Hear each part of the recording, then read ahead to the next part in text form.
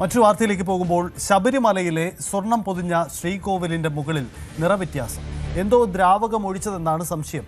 തിരുവാഭരണ കമ്മീഷണർ അടക്കം പരിശോധനകൾ നടത്തി നെയ്യാണ് ഒഴിച്ചതെന്നും ആണ് ഇപ്പോഴുണ്ടായിരിക്കുന്ന വിലയിരുത്തൽ.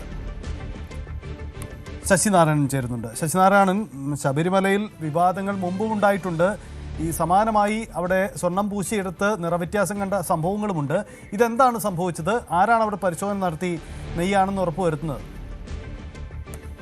സജിത്തെ, ഇന്നലെയാണ് SITയുടെ ഈ പരിശോധന ശബരിമലയിൽ പൂർത്തിയായത്. പ്രഭാമണ്ഡലം കട്ടളപ്പാളിയും ഒക്കെ അടിച്ചതിന് ശേഷം അതിന്റെ പരിശോധന പൂർത്തിയായ ശേഷം അത് തിരികെ ഫിറ്റ് ചെയ്യുകയും ചെയ്തു.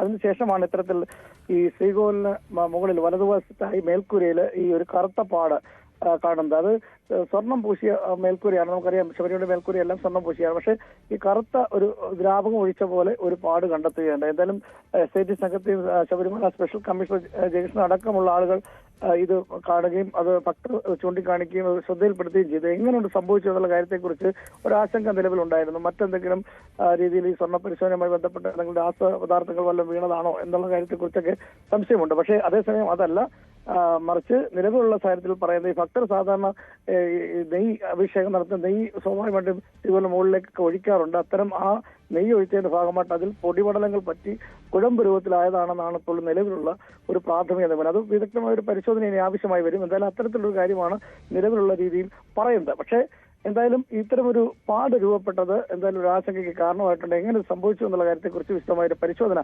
ആവശ്യമായി വരും. സൈത്തെ, എന്തായാലും വിശദമായ പരിശോധന ആവശ്യമാണ്. കാരണം ഇതിൽ എന്ത് സംഭവിച്ചു എന്ന കാര്യത്തിൽ ഒരു കാര്യം കൂടി ശശിനാരായണൻ, കഴിഞ്ഞ ദിവസമാണ് SIT സംഘം അവിടെ എത്തിയത്. നിലവിലുള്ള സ്വർണ്ണക്കടത്ത് കേസിലെ അന്വേഷണമാണ് നടത്തിയത്.